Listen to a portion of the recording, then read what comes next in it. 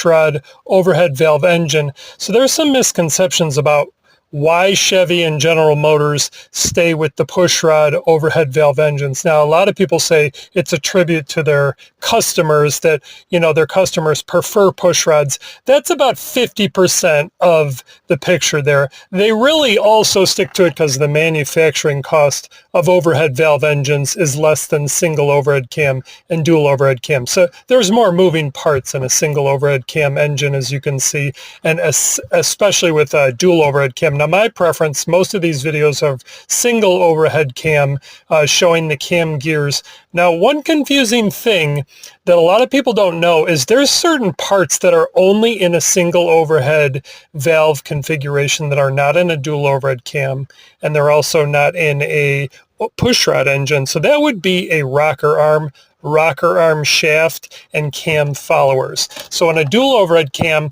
you have an extra set of cam shafts, so there is no need for rocker arms and rocker arm shafts. In a pushrod engine, you have one cam in block directly above the crankshaft, so there are no rocker arms in that configuration. Now, as you can see, in the single overhead camshaft, the second biggest misconception is the valve train. So some people will say dual overhead cam breathes better. That's partially true. It revs higher. See, in a single overhead cam with forked rocker arms, you can have 24 valves in a V8.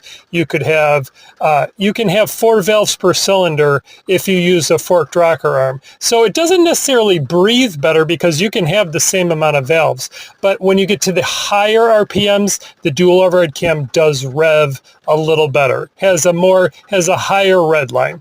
The single overhead cam, probably to summarize why I think single overhead cam should stick around, is it's good for low to mid-range, just like a pushrod, and it's also good for mid-range, just like a dual overhead cam. So it's sort of the best of both worlds.